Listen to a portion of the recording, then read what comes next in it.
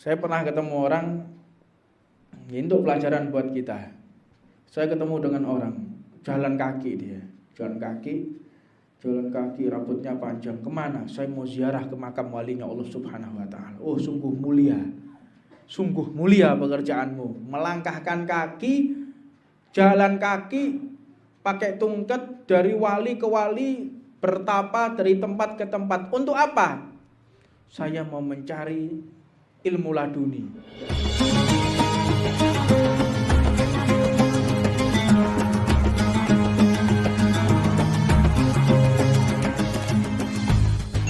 Bismillahirrahmanirrahim. Alhamdulillahirabbil alamin wassalatu wassalamu ala asrafil anbiya'i wal mursalin sayyidina wa maulana Muhammadin wa ala alihi wa sahbihi ajma'in. Alhamdulillahirabbil alamin wassalatu wassalamu ala asrafil anbiya'i wal mursalin sayyidina Muhammadin wa ala alihi wa sahbihi wa man tabi'ahu bi ihsanin ila yaumiddin. Subhanaka la ilma lana illa ma 'allamtana innaka antal alimul hakim. Rabbi shrah li sadri wa yassir li amri wahlul 'uqdatam min lisani yafqahu qawli. Assalamualaikum warahmatullahi wabarakatuh.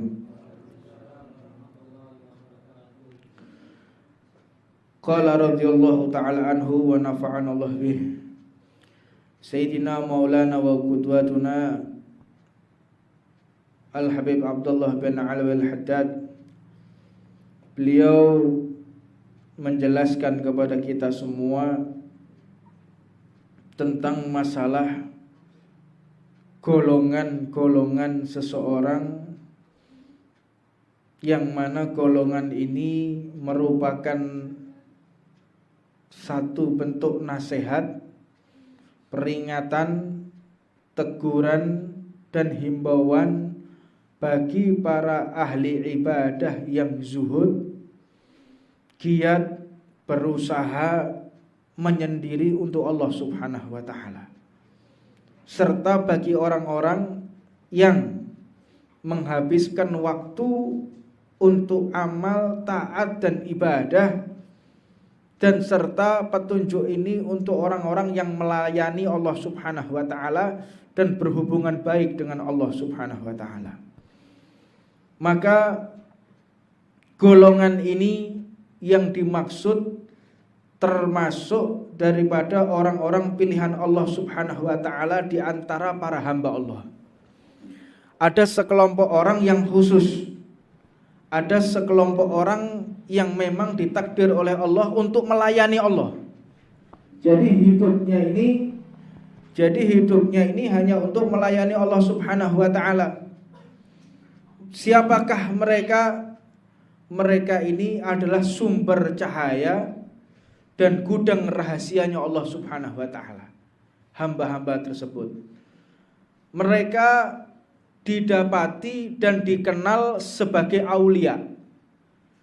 Siapa mereka? Para walinya Allah Subhanahu wa Ta'ala, dari golongan-golongan yang terpilih. Wali ini banyak jenisnya, dan dikatakan salah satunya adalah wali autad. Apa itu wali autad? Yaitu secara bahasa artinya adalah pilar-pilar. Kalau istilah Jawanya itu paku bumi. Ada wali paku bumi. Mereka ini terus-menerus menyadari kehadiran Allah Subhanahu wa Ta'ala. Di antara mereka ini memiliki derajat yang tinggi di sisi Allah Subhanahu wa Ta'ala. Maka wali autad ini terbagi menjadi 4. Jadi di dunia itu cuma ada 4. Jumlah para wali itu 124.000. Seperti jumlah para nabi dan rasul, dan seperti jumlah para sahabat Nabi Muhammad SAW. Dan tidak ada satupun wali yang wafat kecuali digantikan wali yang baru. Jadi jumlah wali itu sama sampai sekarang, 124.000, tidak berkurang dan tidak bertambah. Tetapi Wali itu memang digolongkan oleh Allah, la turfa auliya Allahu minal jahilan. Allah itu tidak mengutus walinya dari kalangan orang-orang yang bodoh.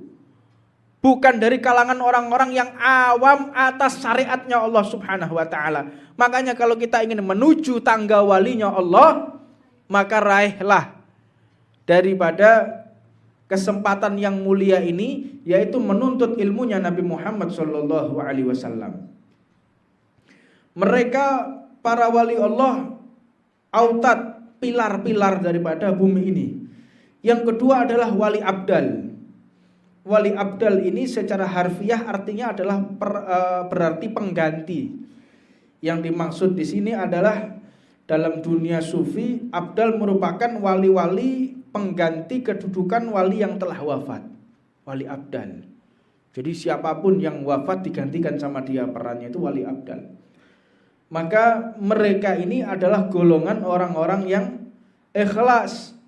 Orang yang ikhlas, orang yang gak takut caci maki, orang yang gak takut fakir, dia gak takut tidak makan, tidak takut apapun. Itu walinya Allah Subhanahu wa taala. Maka disifati oleh Allah, inna awliya Allahu la khaufun alaihim walahum yahzanun.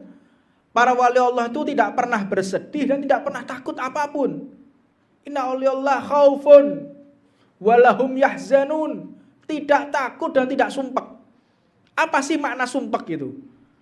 Takut itu apa sih? Takut itu dengan kejadian yang akan terjadi. Itu takut. Apa itu sumpek? Sumpek itu kejadian yang telah lalu. Sampean kok sumpek kenapa? Gara-gara besok, ndak ada. Gara-gara kemarin pasti. Oh, sumpah itu pasti gara-gara kemarin. Tapi kalau takut atas apa? Takut yang akan terjadi. Maka mereka para wali Allah itu tidak pernah sumpah dan tidak pernah takut. Apa sebab? Mereka tahu kalau semua ini adalah tatanan Allah. Semua ini adalah skenarionya Allah. Di antaranya wali yang memiliki derajat yang tinggi, yaitu gurunya Imam Abdullah bin Abdul Haddad. Beliau Al-Habib Umar bin Abdurrahman Al-Attas.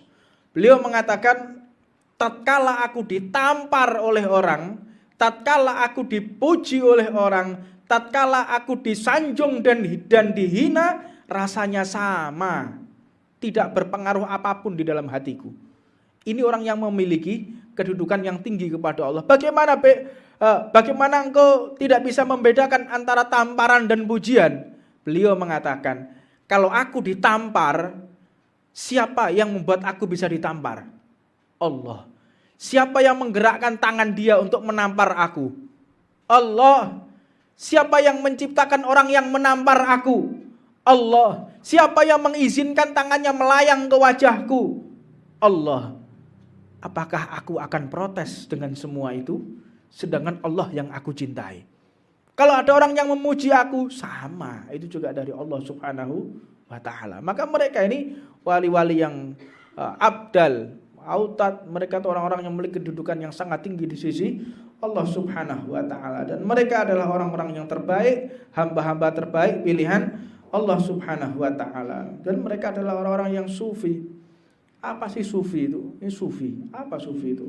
Sufi itu orang-orang yang memiliki kedudukan tinggi di hadapan Allah Subhanahu wa ta'ala, yang senantiasa menyucikan hatinya dari prasangka buruk, menyucikan hatinya dari iri dengki, menyucikan hatinya dari kesombongan, menyucikan hatinya dari hal-hal yang sifatnya duniawi, agar hatinya dapat merespon kebaikan-kebaikan yang telah Allah sediakan di muka bumi ini. Itu orang sufi kayak begitu. Jadi mereka orang-orang sufi itu tidak pernah takut dengan apapun. Mereka itu adalah orang-orang yang mengemban kebenaran dan hakikat. Makanya ilmu hakikat itu nggak bisa dipelajari. Makanya kalau ada orang ngomong, saya mau mempelajari ilmu hakikat, dari mana? Hakikat kok dipelajari? Tidak ada. Saya ingin belajar ilmu hakikat, thariqah bisa. Hakikat dari mana? Hakikat itu pemberian dari Allah kok. Jadi orang belajar ilmu hakikat ini orang-orang yang aneh ya.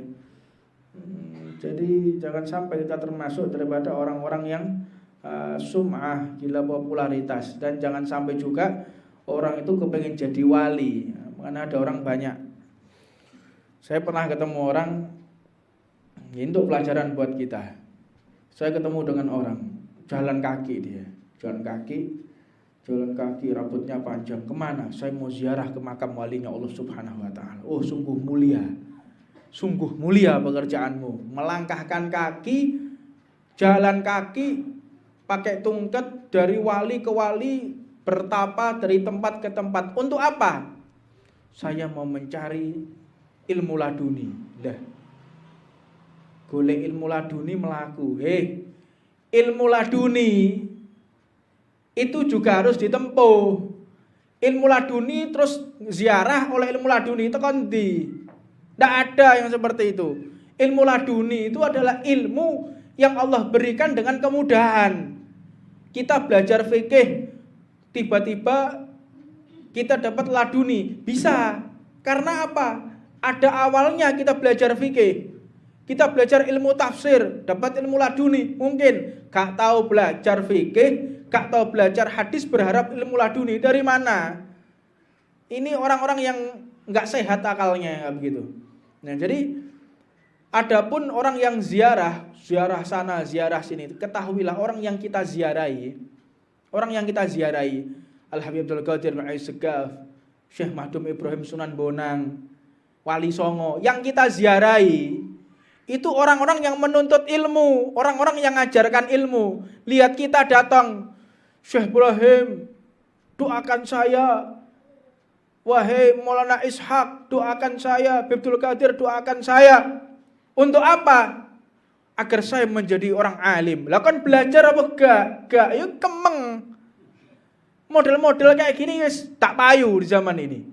Ya, ziarah sana, ziarah sini, kepinginnya instan. Orang kalau sudah kepinginnya instan, ini orang-orang yang akalnya nggak waras.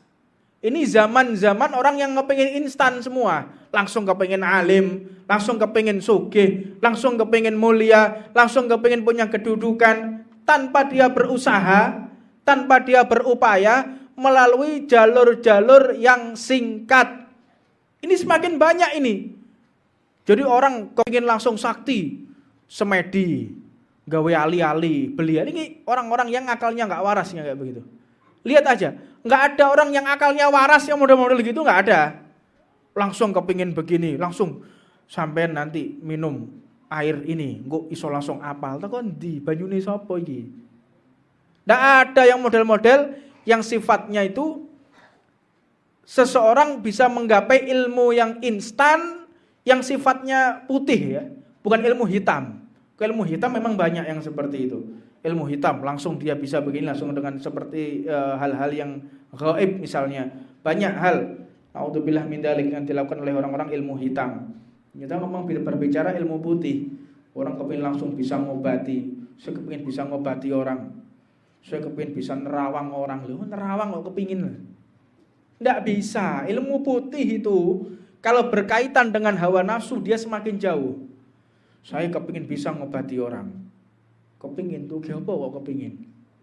Ya nanti kalau saya bisa ngobati orang, saya akan didatangi banyak orang. Nah, berarti ente kepingin dimuliakan sama orang ya. Yang kepingin dimuliakan mbek wong, kepingin diangkat derajatmu oleh manusia. Engkau malah ditenggelamkan oleh Allah Subhanahu wa taala. Sudah jangan. Kita ini jangan berupaya berbuat sesuatu agar dinilai manusia. Kalau kita sudah bisa mengalahkan hawa nafsu, silahkan kita tampil. Tapi kalau selama kita belum bisa mengalahkan hawa nafsu, jangan kita tampil. Sudah kita sembunyi. Sembunyi kita. Sembunyi, jangan sampai kita tampil di halayak ramai. Jangan sampai kalau kita belum bisa mengendalikan daripada hawa nafsu kita. Maka dari itu para wali itu ada yang sifatnya humul. Humul, menyendiri. Atau dia benar-benar tersembunyi. Humul, tersembunyi itu wali, udah tersembunyi itu wali yang dia bisa menciptakan para wali. Jadi wali mastur, ada wali yang tersembunyi. Jadi wali mastur itu lebih agung daripada wali masyhur. Wali masyhur itu wali yang terkenal.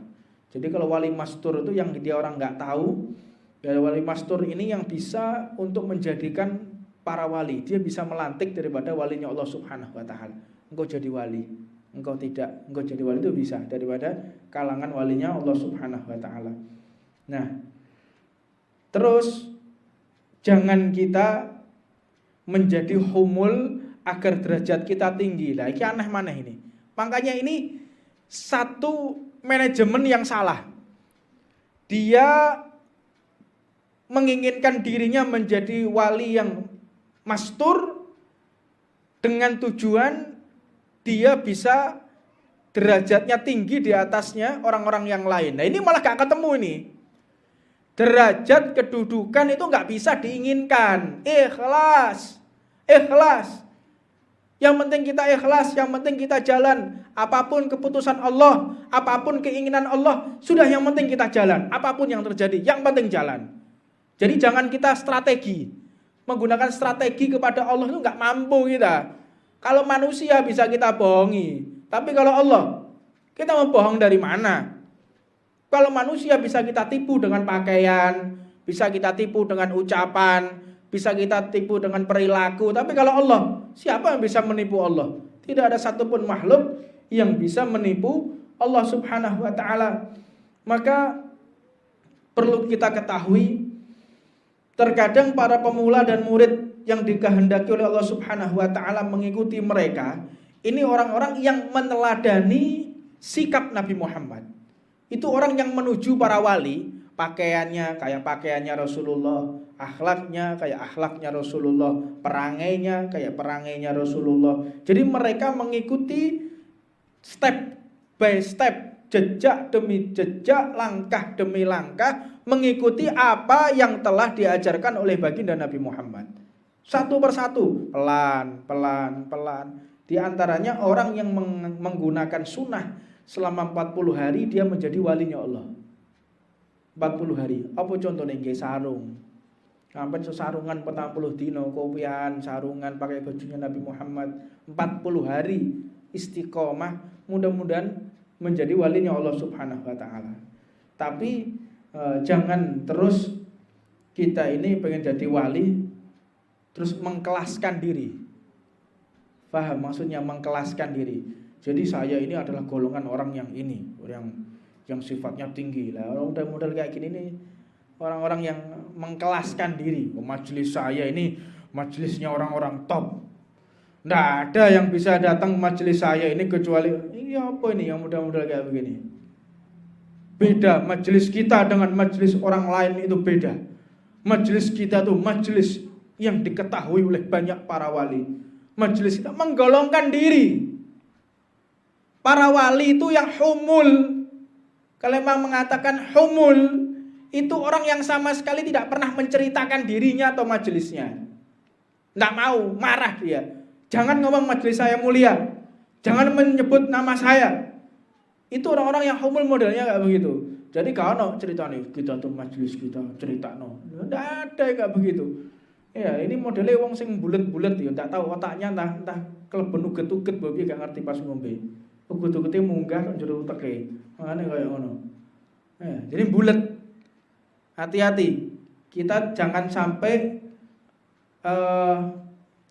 terikat atau terbius dengan sifat-sifat mereka yang terhasut ya, terhasut dari pemikiran-pemikiran yang ingin mengangkat dirinya sendiri. Wah, tuh nafsu. Ingin mengangkat dirinya di hadapan manusia, naudzubillah min dzalik. Maka jauhkan diri kita dari sifat-sifat yang pujian, ingin pujiannya manusia, ingin dinilai mulia oleh manusia, hindari daripada hal-hal yang semacam itu. Maka mereka di zaman ini,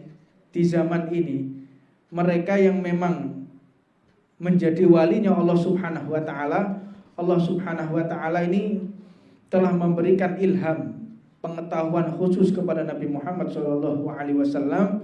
Disebutkan dalam hadis, la tazal ta'ifatun min ummati zahirina 'alal haqqi la yadurruhum man khadalahum hatta ya'tiya amrullah wa hum ala dzalika.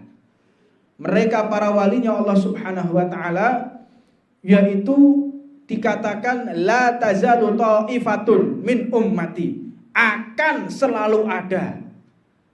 Siapa mereka? Di tengah-tengah umatku suatu golongan yang muncul dalam kebenaran. Itu kalau kita mau tahu wali, walinya Allah di zaman ini. Sopo wali? Wali itu ketika orang yang berani mengatakan hak di zaman ini. Ini hak yang saya sampaikan. Lau mata laim.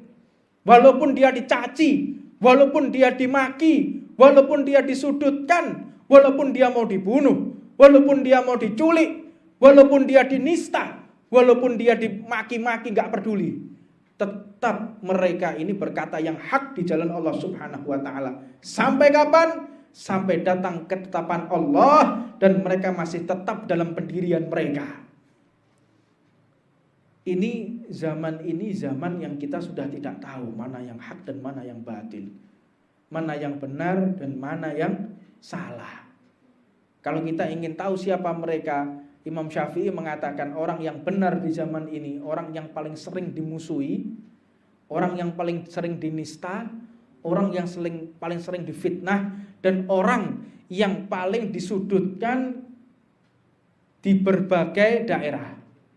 Di berbagai daerah dia dinista, di berbagai daerah dia difitnah karena berkata yang hak di jalan Allah Subhanahu wa taala. Maka merekalah seorang walinya Allah Subhanahu wa taala. Liyajidanallah ibnu Maryam min ummati rijalan hum mithlu hawariyin wa khairin minhum.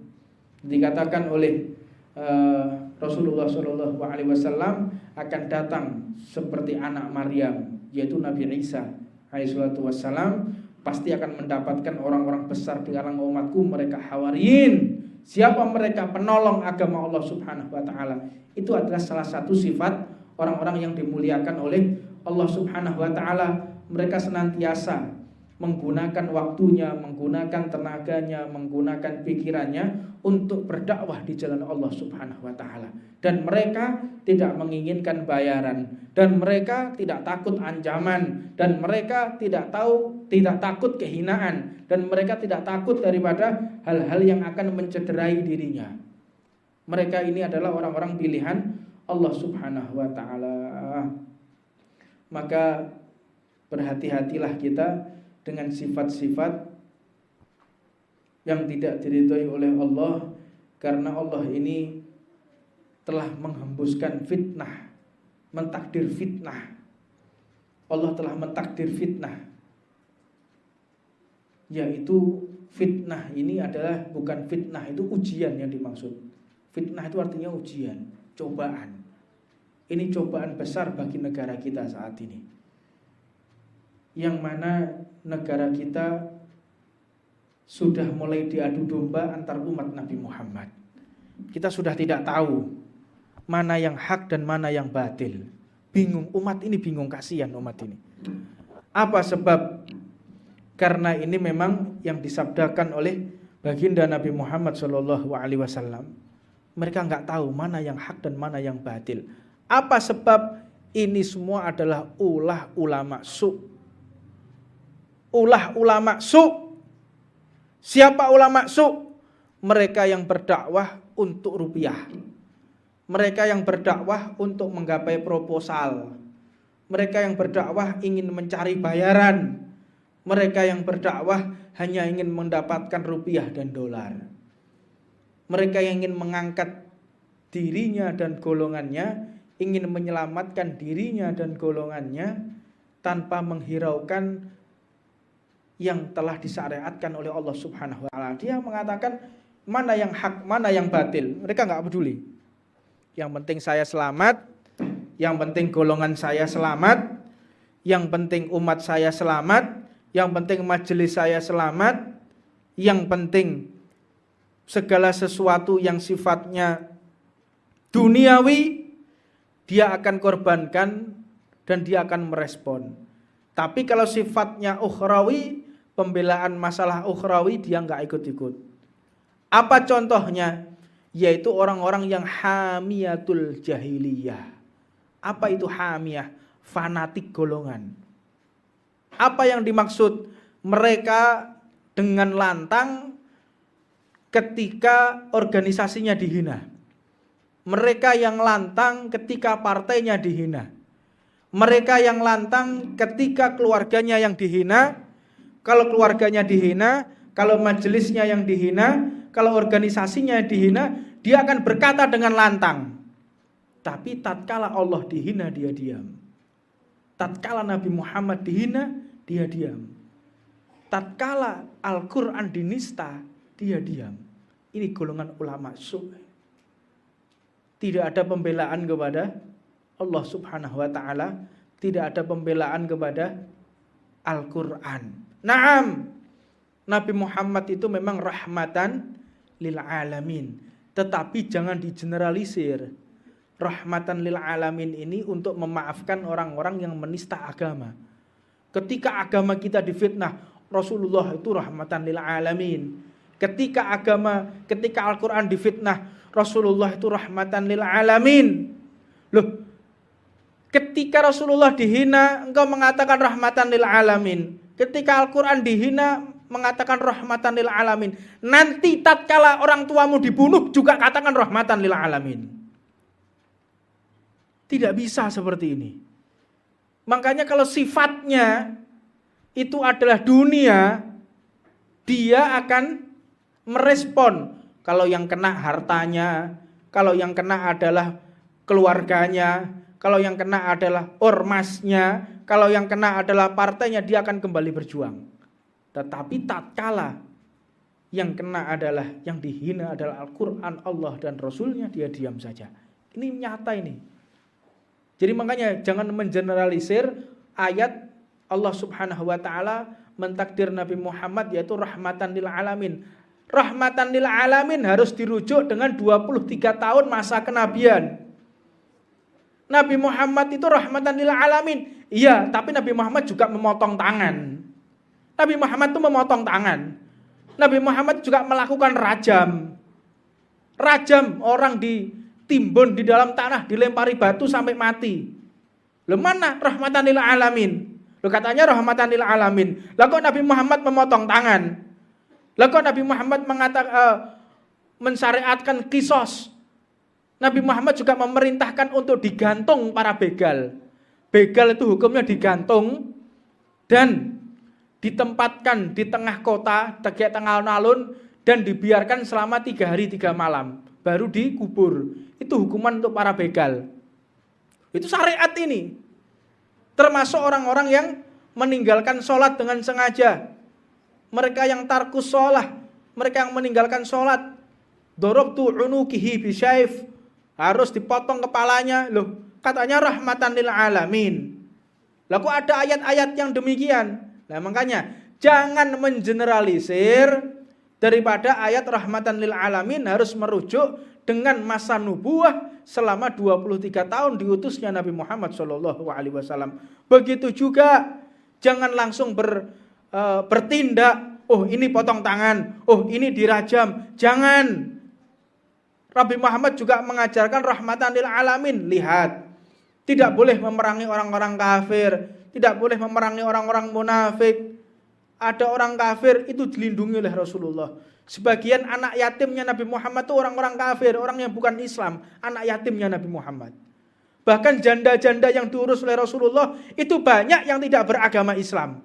Dari kalangan Majusi, dari kalangan Yahudi, mereka itu yang ditinggalkan suaminya, itu yang diopeni oleh Nabi Muhammad SAW. Jadi kesimpulannya, jangan kita mengeneralisir ayat-ayat Allah, jangan kita memotong-motong ayat Allah untuk kepentingan pribadi kita, untuk kepentingan syahwat kita, untuk kepentingan daripada tujuan maksud kita untuk menggapai satu misi agar sukses. Ta'udzubillah min dalik. Takutlah kita kepada Allah Subhanahu wa taala. Ini yang bisa kita sampaikan, mudah-mudahan ada manfaatnya. Rabbana atina fid dunya hasanah wa fil akhirati hasanah wa qina adzabannar. Wa ala man wa sayyidi habibul muslimin hafid wa ala kutub zaman wa ila hadratin Nabi Muhammadin sallallahu alaihi wasallam sirril Fatihah.